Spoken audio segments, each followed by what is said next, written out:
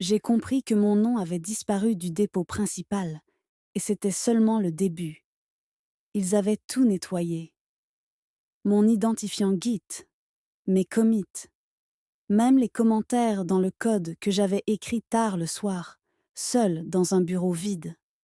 Tout avait été reformaté, comme si je n'avais jamais existé, comme si les fondations du produit s'étaient posées toutes seules.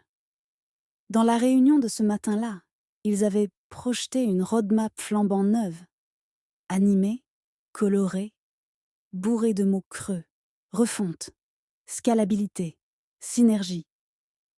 Et lui, Maxime, le nouveau CTO, le visionnaire, se tenait devant l'écran comme un prophète de l'innovation, les manches retroussées, sourire figé. Nous voulons redonner du sens à l'architecture, reconnecter l'équipe produit à la vraie valeur métier. J'étais là, assise dans un coin, invisible. 3 ans. 3 ans que je maintenais l'infra, les accès, les couches de sécurité, le système de build. Que je documentais tout, que je gérais les incidents, que je formais des juniors. Quand personne ne voulait toucher au legacy, c'est moi qui mettais les mains dedans. Et maintenant, Maxime parlait de toxicité technologique historique pour justifier sa nettoyage. Il évitait mon regard, mais il utilisait mes mots, mes idées, ma structure, sans un mot. Quand j'ai vu mon nom supprimé du dépôt, j'ai cliqué sur un vieux dossier oublié dans mes archives. Contrat initial 2017. PDF. Je ne cherchais pas la guerre. Je cherchais une preuve. Et je l'ai trouvée. Clause 14. 2. Propriété intellectuelle. En cas de rupture unilatérale de contrat sans préavis formel, les droits sur toute contribution technique non rémunérée explicitement reviennent au salarié initial. Mon cœur s'est ralenti, puis s'est mis à cogner fort. Je n'étais plus juste une ingénieure marginalisée. J'étais la clé. Et il ne le savait pas encore. Je suis rentrée chez moi sans dire un mot. Dans l'ascenseur, j'ai vu mon reflet flou dans l'acier. Les cheveux tirés, les yeux cernés. On aurait dit quelqu'un d'ordinaire. Mais à l'intérieur, quelque chose changeait. Pas de colère. Pas encore. Plutôt une forme de lucidité froide. Comme un algorithme qui s'active en arrière-plan. Je me suis assise devant mon ordinateur, dans le silence du salon. J'ai ouvert mon terminal. J'ai tapé lentement les premières commandes. Une à une, j'ai réouvert les logs. Pas ceux de l'entreprise, les miens. Les sauvegardes automatiques, les snapshots de build, les anciens scripts que j'avais gardés au cas où. Tous horodatés, tous associés à mon nom. Chaque ligne de code que j'avais écrite était encore là. Il savait nettoyer la façade, mais les fondations portaient encore mes initiales. Le lendemain, Maxime a lancé une série de rituels produits, des réunions quotidiennes où l'on devait partager nos intentions pour la journée avec authenticité. On postait dans un canal Slack dédié avec des emojis, humeur et des boosts pour les collègues. C'était grotesque. Quand mon tour est venu, j'ai écrit « Aujourd'hui, audit perso des anciennes versions. Besoin de clarifier quelques points d'ownership. Aucune réaction, aucun boost. Juste un silence numérique. Maxime a posté 3 lignes en dessous. Super initiative. Transparence, clarté. Et moi, j'ai su. Il essayait de me neutraliser par la méthode douce. Invisibilisation par enthousiasme. Cercle de bienveillance forcée. Et derrière, le vide. La semaine suivante, j'ai été informée par email qu'une nouvelle équipe externe allait reprendre les couches legacy pour mieux les intégrer à la stack moderne. Traduction: tu dégages sans qu'on ait à le dire. J'ai cliqué. J'ai relu l'objet du mail. Changement de périmètre. Transition positive. Pas de rendez-vous. Pas d'appel. Juste cette phrase. Je suis restée figée devant l'écran. Pas parce que je ne m'y attendais pas, mais parce que c'était ça, la fin. Pas un affrontement. Un glissement, doux, propre, mortel. Mais j'avais encore une chose, cette clause. Je l'ai imprimée, soulignée, relue 10 fois. Puis j'ai appelé Aïcha, ancienne collègue, aujourd'hui avocate en droit numérique. Tu penses qu'elle tient? Tu as des preuves de contribution individuelle? J'ai les logs, les commis, les backups, les schémas d'architecture. Même des mails de Maxime me remerciant pour le design initial. Silence. Puis sa voix, plus grave. Alors ils sont dans la merde. Et toi, t'as une bombe juridique. J'ai raccroché. Et j'ai su que je ne ferais pas appel. Pas de plainte. Pas encore. Je les laisserai aller au bout. Je voulais qu'ils croient qu'ils avaient gagné. Qu'ils lancent leurs produits. Qu'ils effacent mon nom partout, définitivement. Et là, je leur montrerai que je n'ai jamais eu besoin qu'on me voie. Juste qu'on m'entende. Le jour de l'annonce est arrivé, avec des croissants et du champagne. Maxime avait réuni toute l'équipe dans l'open space pour célébrer le nouveau départ technologique. Il avait même embauché un vidéaste freelance pour documenter le moment. Des ballons, des sourires forcés, des stories sur Instagram. Et derrière les écrans, mon code. Ils avaient renommé les modules, masqué les dépendances, ajouté quelques couches front pour le show. Mais l'architecture, les pipelines, les logs silencieux, c'était moi. Je regardais tout ça depuis chez moi, en silence. Terminal ouvert, dossier de preuves rangé, ma clause imprimée sur la table. Légalement, j'étais prête. Stratégiquement aussi. Alors j'ai attendu. Le premier bug est arrivé 2 jours après le lancement. Un utilisateur a signalé un comportement incohérent dans la gestion des accès. Puis un autre, puis 10. L'équipe de support s'agitait. Maxime parlait de phénomènes temporaires. Il faisait des lives internes pour rassurer les parties prenantes. Mais moi, je connaissais ce bug. Il n'en était pas un. C'était une dépendance oubliée. Une ligne de code que j'avais placée là pour gérer un cas très spécifique. La désactivation fantôme de comptes dormants. Sans moi, ils n'avaient même pas su qu'elle existait. Et maintenant, elle sabotait leurs produits en direct. 3 jours plus tard, le système de facturation a craché. Plus de traitement. Des duplications de paiement. Des factures fantômes. Les clients appelaient en boucle. J'ai reçu un message privé de Julien, l'un des devs internes. Tu sais ce qui se passe? Je n'ai pas répondu. Mais j'ai vu que le canal Slack Release avait explosé. Des captures d'écran, des logs incompréhensibles, des gens en panique.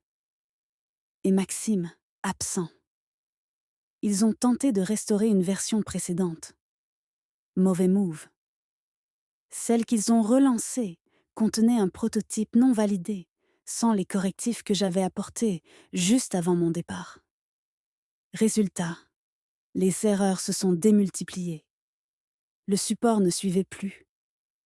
Les investisseurs possèdent des questions. Et au centre du chaos, un nom que tout le monde commençait à murmurer, le mien. Ce soir-là, j'ai envoyé une seule lettre, par voie officielle. Recommandé. Objet. Activation de la clause. 14. 2. Reprise des droits sur contributions techniques non contractualisées suite à rupture abusive de contrat. À l'intérieur, une liste exhaustive des modules, architecture, scripts et environnements liés à mon travail. Tous sourcés, tous datés, tous signés. J'ai joint l'avis d'Aïcha en annexe. Et j'ai attendu. Le mail de Maxime est arrivé le lendemain matin. On a besoin de parler. Je l'ai ignoré. 1 heure plus tard, on est prêt à discuter. Ce que tu veux, dis-le. Encore silence. Puis le service juridique a appelé Aïcha. Il voulait trouver un terrain d'entente. Mais le terrain était déjà défini. Moi, en haut. Eux, à genoux. Quand le communiqué de presse est sorti, il était laconique. Suite à des complications techniques et juridiques, le lancement de notre plateforme est temporairement suspendu. Mais en interne, c'était la débandade. Certains salariés possèdent des congés maladie. D'autres parlaient de burn-out. La boîte était paralysée. Et moi, pour la première fois depuis des mois, j'ai dormi 8 heures d'affilée. Je me suis réveillée avec un email de Clara, la DRH. Nous souhaitons discuter rapidement d'un possible arrangement. Votre contribution est reconnue et nous sommes ouverts à une solution mutuellement bénéfique. Trop tard pour la politesse. Ils n'avaient pas reconnu ma valeur quand j'éteignais leurs incendies à 3 heures du matin. Ils l'avaient nié quand Maxime déroulait ses slides creux en me reléguant au ticket technique. Maintenant que le château de cartes s'écroulait, ils se souvenaient de mon nom. J'ai transféré le mail à Aïcha. Elle m'a répondu 2 mots. Pas maintenant. Pendant ce temps, les utilisateurs exigeaient des réponses. Les clients parlaient de poursuites.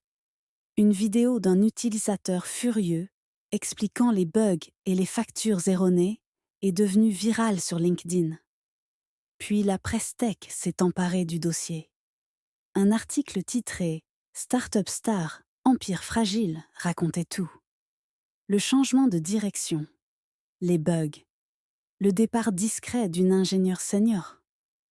Sans me nommer, bien sûr. Mais ceux qui savaient, savaient. Dans les commentaires, d'anciens collègues possèdent des questions. Des ingénieurs d'autres boîtes parlaient de patterns classiques d'effacement. Les hashtags Ghosted Builder et Close 14. 2 ont commencé à circuler. La vérité devenait publique, organique, inarrêtable. J'ai reçu un appel. Numéro inconnu. Je n'ai pas décroché. Puis un message vocal. C'était Maxime. Je reconnais que les choses ont été mal gérées, mais on peut réparer. Je propose de te réintégrer. Consultant senior. Salaire revu. Contrôle sur l'architecture. Carte blanche. Ironique. Il m'offrait maintenant ce que j'avais déjà mérité. Ce qu'il avait détruit pour mieux briller. Le lendemain, Aïcha et moi avons envoyé notre contre-proposition. Simple. Claire. Non négociable. Statut externe. Droit exclusif sur l'architecture originelle. Contrôle de validation technique sur tout déploiement lié à mon code. Durée indéfinie. Pouvoir de veto. Le silence a duré 3 jours. Puis, un message bref, signé par le CEO. Nous acceptons. Maxime quitte ses fonctions. Vous pouvez intégrer dès que souhaité. Je n'ai pas répondu tout de suite. J'ai pris le train. Direction Marseille. J'ai loué un studio en hauteur, face à la mer. Pas pour fuir, pour respirer. Le 2e soir, j'ai ouvert mon laptop. J'ai parcouru les nouveaux schémas qu'ils avaient tenté de mettre en place. Le patchwork de rustine, les raccourcis absurdes. Puis j'ai rouvert mon propre fichier. Infra Final Love 3. Sketch. J'ai souri. J'avais construit un système stable, prévoyant, logique. Ils avaient voulu le rendre sexy. Ils l'avaient tué. Et maintenant, j'étais la seule capable de le ramener à la vie. À 2h16 du matin, j'ai écrit un message dans un canal Slack qu'ils n'avaient pas encore supprimé. Je reviendrai. Pas pour réparer. Pour garantir que plus personne ne casse sans comprendre. Pas de smiley. Pas de tag. Mais dans les minutes suivantes, 6 anciens collègues ont réagi. Tous avec le même emoji. Ils avaient vu. Ils n'avaient dit pas oublier. Quand je suis revenue, personne n'a applaudi. Pas de welcome back, pas de ballon, pas de post Slack enthousiaste. Juste un badge temporaire à l'accueil, un bureau vide, et un silence presque religieux autour de mon nom. C'était parfait. Je ne voulais pas de chaleur. Je voulais du contrôle. Le contrat était clair. Consultante externe, pouvoir de validation technique sur tout ce qui touchait à mon code. Ce que je disais devenait la règle, et il le savait. J'ai commencé par le plus simple, observer, pas intervenir, pas corriger, juste lire. Les tickets, les logs, les post-mortem, les échanges internes, où certains feignaient encore de ne pas comprendre pourquoi tout allait mal. Maxime avait instauré une culture de façade. Réunions brillantes, documents figés, présentations sans contenu. Personne n'osait poser les bonnes questions. Ils avaient confondu lumière et visibilité. Et ils s'étaient aveuglés eux-mêmes. Le 3e jour, une développeuse junior est venue me voir. Chloé. Regard franc. Moins de 2 ans d'expérience. On m'a dit que je ne devais pas trop vous déranger. Mais j'ai une question sur un module de l'ancienne infra. Vas-y, je t'écoute. Elle m'a montré son écran. Une fonction bancale, visiblement bricolée pendant l'urgence du lancement. Elle soupçonnait un conflit entre 2 versions du parsé de log. Elle avait raison. Et c'était plus grave qu'elle ne le pensait. Je lui ai expliqué. Puis je lui ai tendu une clé USB. Voici la version propre. Celle que j'avais conçue avant mon départ.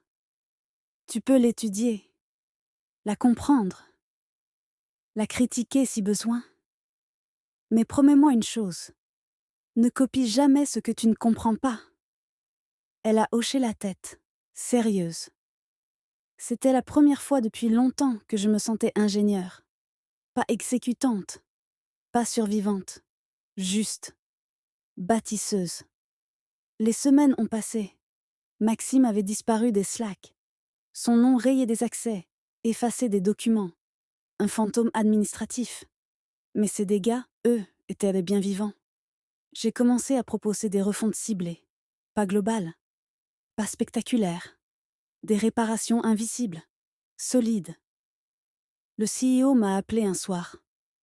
On te doit des excuses. Beaucoup. Non, vous me devez de ne plus jamais confondre vitesse et direction. Il a soupiré. On veut t'intégrer définitivement. Mauvaise idée. Pourquoi ? Parce que la seule chose qui protège mon travail aujourd'hui, c'est ma distance. Je n'étais pas revenue pour me venger. J'étais revenue pour empêcher la répétition. Et pour une autre raison aussi, plus intime. Un matin, j'ai rouvert un vieux mail jamais envoyé, destiné à moi-même, écrit dans les jours où tout s'effondrait. Tu vaux plus que leur silence. Tu es le socle. Et même s'ils construisent que des tours de verre par-dessus, sans toi, tout s'écroulera. Je l'ai relu en entier. Puis, calmement, je l'ai envoyé. À toute l'équipe. Sans objet. Sans signature. Juste ces lignes. Certains ont compris. D'autres pas. Mais ça n'avait plus d'importance. Je n'avais pas besoin qu'ils m'admirent. Je voulais juste qu'ils se souviennent. Le bureau était calme, presque trop. Chaque clic, chaque frappe de clavier sonnait plus net qu'avant. Plus attentif. Ils faisaient attention. Non pas par peur, mais parce qu'ils savaient que je regardais. Ce jour-là, une réunion produit était prévue. Sujet, roadmap post-crise. J'avais reçu l'invitation comme les autres, mais j'y suis allée en silence, sans annoncer ma présence. Une chaise au fond, mon carnet sur les genoux. Clara, désormais chef de l'expérience collaborateur, animait la session. Slide coloré. Mots-clés à la mode. Résilience. Apprentissage collectif. Reconnexion. Et puis vint le moment où elle parla. Héritage technologique. Il est important d'honorer ce qui a été construit avant nous, tout en osant le réinventer. Elle parlait à voix douce, presque maternelle. Mais je vis ses mains trembler en changeant de diapo. Elle savait que j'étais là. Après la réunion, quelques personnes sont venues me parler. Pas pour flatter, pour comprendre, pour apprendre. Je notais les mêmes mots revenir. On ne savait pas. On pensait que c'était validé. On ne s'est pas posé de questions. Je les écoutais tous, mais je ne consolais personne. Parce que cette culture du « je ne savais pas » était celle que Maxime avait installée et qu'eux avaient laissé proliférer. La neutralité ici avait été une forme de complicité. Alors je n'oubliais pas, mais je transmettais. J'ai proposé à la direction un programme simple, audit partagé. Un atelier hebdomadaire où chaque ligne critique du système serait relue, analysée, réexpliquée par ses créateurs, ou ceux qui en héritaient. Pas pour blâmer, pour comprendre. La première session fut tendue. Personne n'osait parler. J'ai ouvert le bal. J'ai pris un ancien module, daté de 2019. Mon code, mes choix, mes erreurs aussi. Je les ai expliquées, justifiées, puis remises en question. À l'époque, ce design me paraissait évident. Mais aujourd'hui, je ferais autrement. Pourquoi? Parce que le contexte a changé. Et c'est normal. Peu à peu, les autres ont parlé.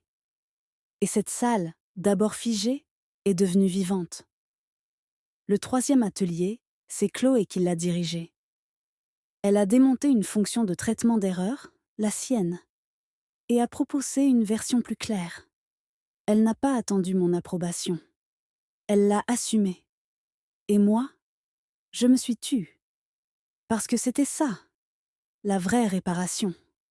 À la fin du mois, le CEO m'a demandé si je comptais prolonger ma mission. On a besoin de toi plus longtemps. Vous avez surtout besoin de ne plus me perdre. Il a souri, sans répondre. Je n'ai pas donné ma décision. Je voulais voir encore une chose.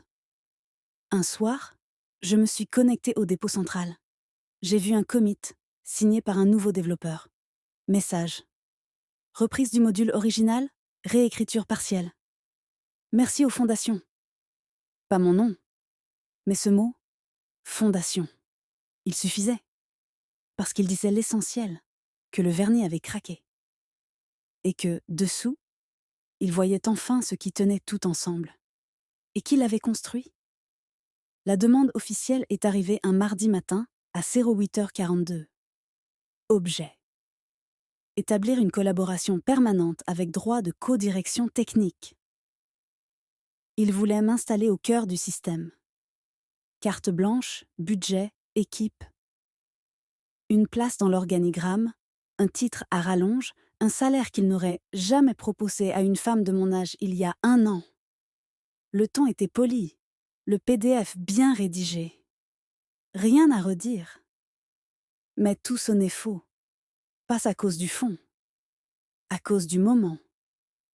Parce qu'il ne proposait pas ça pour ce que j'étais, mais pour éviter de redevenir ce qu'ils avaient été sans moi. Je suis descendue prendre l'air. Devant le bâtiment, un groupe d'ingénieurs discutait. Je laissais écouter quelques secondes sans qu'ils me voient. Ils parlaient d'un nouveau projet. C'est la première fois qu'on commence quelque chose sans avoir peur qu'on nous le vole, disait l'un. C'est parce qu'elle est là, ajouta un autre. Et dans le silence qui a suivi, j'ai compris. Ce n'était pas le poste qui comptait, c'était l'exemple. J'ai refusé l'offre. Mais j'ai proposé autre chose. Un statut de veille indépendante, hors organigramme, sans permanence, pas de salle, pas de bureau, seulement un accès à la base de code. Un canal dédié où je pouvais commenter, corriger, bloquer. Droit de regard, pas d'obligation. Le CEO a hésité. Tu pourrais disparaître sans prévenir. Justement. C'est là que réside votre effort. Continuez à faire bien, même sans regard. Il a accepté. Le lendemain, Maxime m'a appelé. Numéro inconnu. Voix plus posée. Tu as gagné. Ce n'était pas un jeu. Tu veux savoir ce que j'ai perdu? Rien. Parce que tu n'avais rien construit. Un silence. Puis sa voix, plus basse. Je comprends maintenant pourquoi il t'écoute. Non, tu comprends pourquoi ils se sont tus. Il a raccroché. Et j'ai senti, pour la première fois, que son image ne me hantait plus. Il n'existait plus dans mon histoire. Le dernier commis que j'ai validé portait une ligne de commentaire très simple. Ce qui est invisible peut aussi tenir debout un empire. Pas signé. Mais Chloé a laissé un emoji juste en dessous. Une semaine plus tard, un mail anonyme a été partagé dans le Slack général. Aucun nom. Juste un témoignage. Je suis resté silencieux quand elle a été effacée. J'ai fait partie de ceux qui ont laissé faire. Mais aujourd'hui, je code comme si elle regardait. Et c'est la meilleure version de mon travail que j'ai jamais produite. Personne ne chercha à savoir qui l'avait écrit. On n'avait plus besoin de nom. On avait la mémoire. Et moi, je suis repartie. Sans badge, sans carton, sans bruit, mais avec ce sentiment rare, avoir reconstruit quelque chose, en ne reprenant que ce qui était à moi, ni plus, ni moins. Je suis revenue une dernière fois, tôt le matin. Personne ne m'attendait. Les bureaux étaient encore sombres, les néons froids, le silence intact. J'ai traversé le couloir sans bruit. Mon reflet dans la vitre me semblait plus réel que jamais. Calme, droit, présente. Sur la table de l'open space, j'ai laissé une feuille, manuscrite. On ne construit rien sur du vide. On ne protège rien sans nommer ce qu'on efface. On ne dirige pas ce qu'on ne comprend pas. Pas signé. Je suis sortie. Dans la rue, la ville s'éveillait. J'ai marché sans me retourner. Une voiture a klaxonné au loin. Un vélo m'a dépassé. Et moi, j'ai simplement continué. Sans me cacher, sans attendre, sans craindre.